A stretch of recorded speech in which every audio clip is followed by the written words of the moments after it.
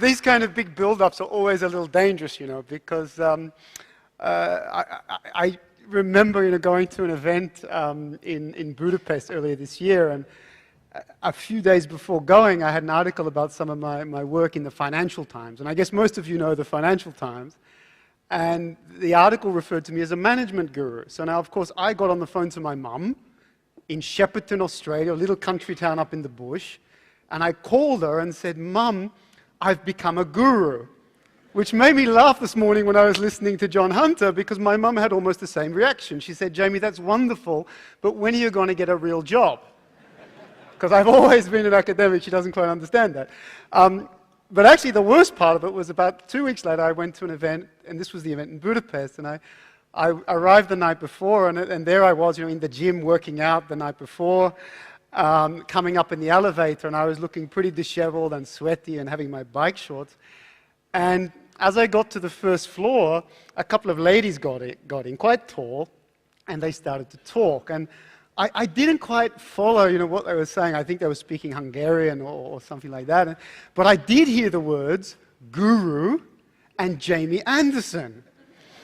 So, I smiled and kind of stepped forward, and I said, "Well, actually, that's me." And these two ladies looked me up and down, and there was silence until the elevator doors opened. And as the two of them stepped out, one of them turned to me and said, "Yes, and I am Lady Gaga." So maybe they were expecting a guy with grey hair or something, and but it's very, very nice to be here. I'm going to mention in a moment what I'm going to talk about, and actually what I'm here to talk about is not what I thought I was going to talk about when I was invited to TED. Because when I was invited here, I thought, I want to talk about something new, and therefore I'm going to talk about this topic called social media. And I think everyone knows what social media is, Twitter and Facebook and so on, but I was going to come and talk about social media. But the more I got into this topic of social media, and the more I spoke to experts and read papers and attended conferences, I started to actually appreciate that we've got it wrong on social media. And in fact, I've heard a lot of experts advising individuals and organizations on a social media strategy or plan. And these experts talk about social media like it's something that you do to people.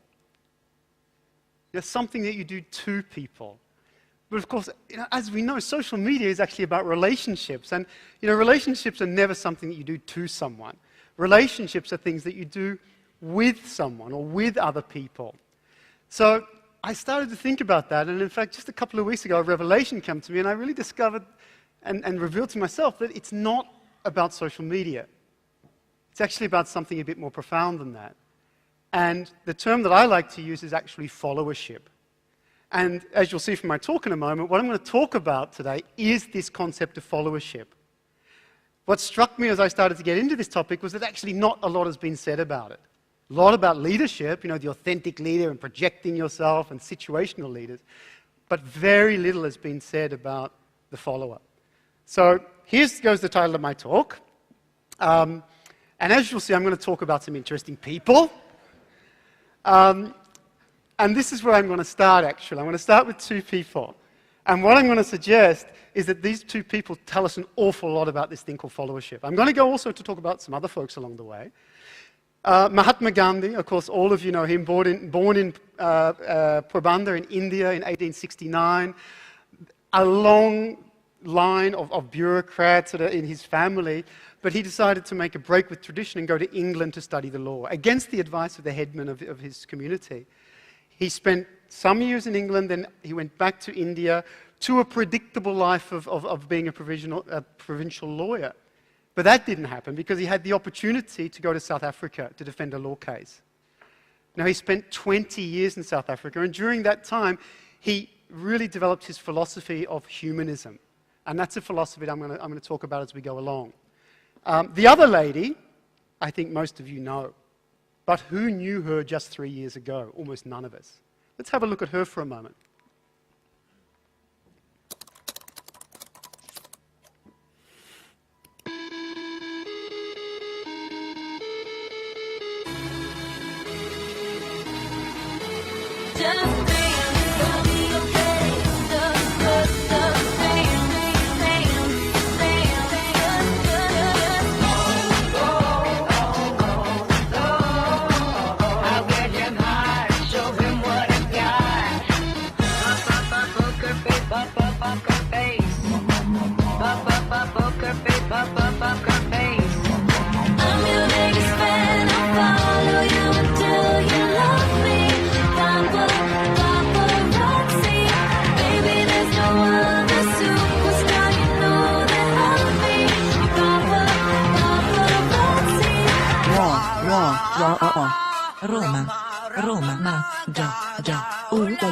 あなたの悪い恋愛をしたい。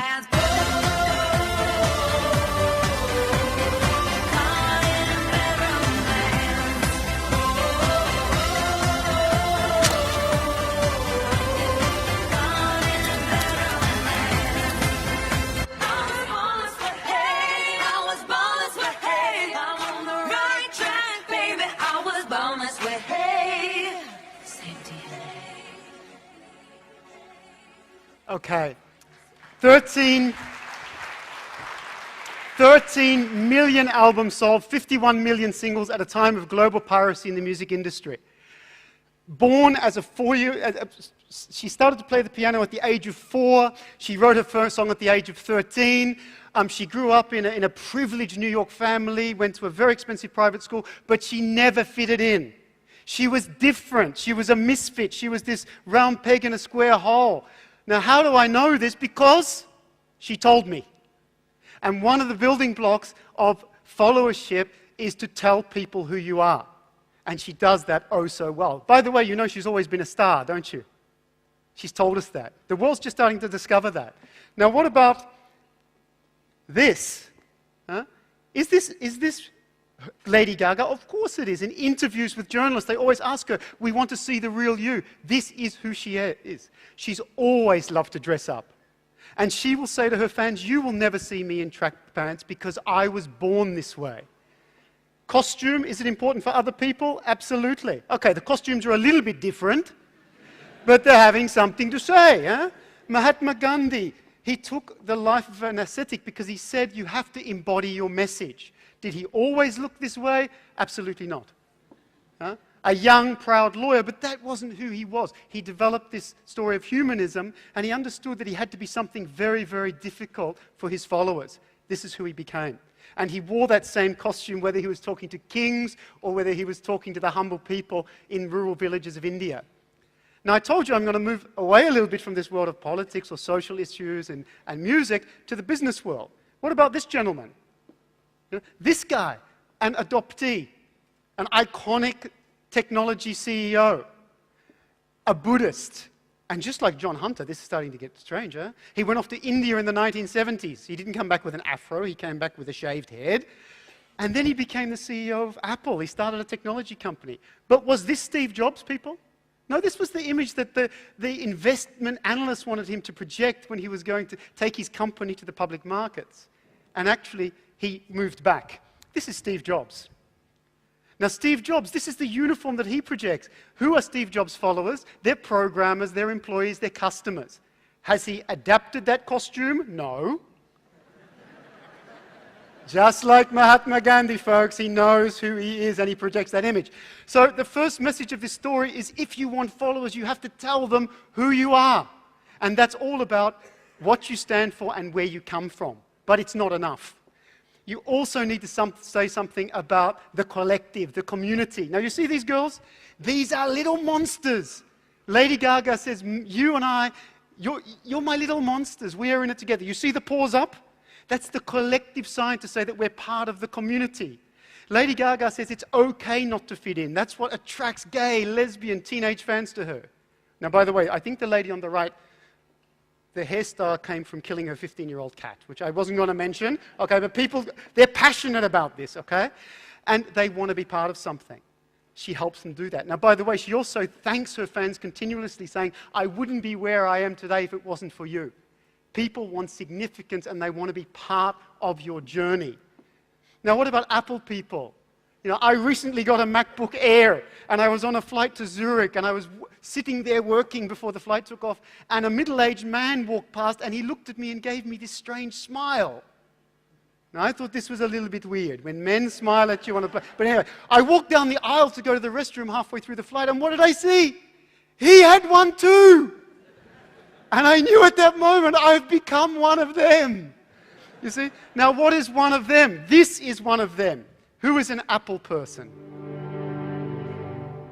Just 2 words. Think different. That's who we are. Steve Jobs always talked about his difference, about dropping out of university to pursue his passions. Just like Lady Gaga, you don't have to fit in to be an Apple person.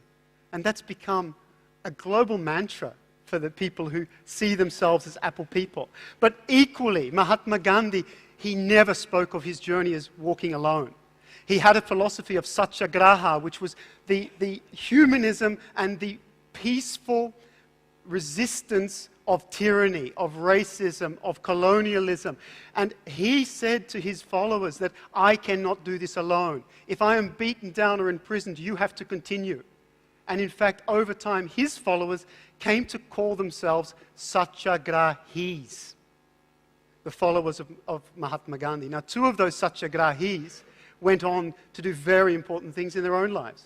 Nelson Mandela and Martin Luther King, satyagrahis, the collective. So when we talk about this story of followership, it's not just about who I am, but we have to give people a sense of community, a sense of belonging.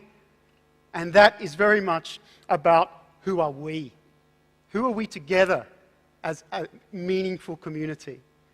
Now, there is another dimension, and that dimension is all about the future, because people want electrifying moments. They want to know where they are going in the world. And what we saw with Gandhi is he was always pointing the way to the future, and he was encouraging his followers to come along with him.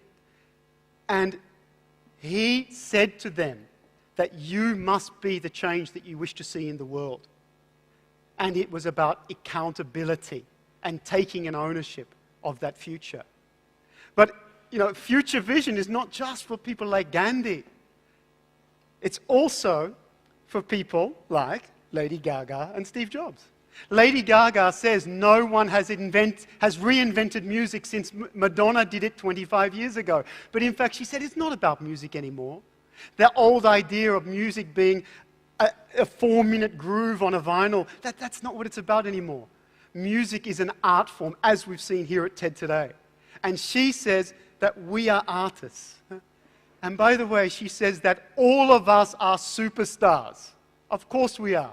Wherever you're sitting in this auditorium, you're all superstars. And she communicates that to her followers. Steve Jobs, he talks about the future, but he talks about the future of technology. He talks about humanity and how technology can enhance humanity, how it can connect people together. And every year, when he stands up at the Macworld conference, he evangelizes to people about this future of the world, of technology. So it's not enough just for people to know who you are. That's important. It's not enough for you just to share with them a sense of shared values or identity or belonging. It's also critical for you to give people that sense of direction, of vision, and make that electrifying, make it exciting.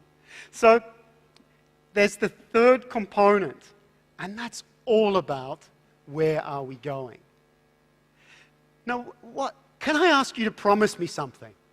I've met a lot of people here today. I've gone around and I've shaken hands and I've talked to people. Can I ask you to promise me something?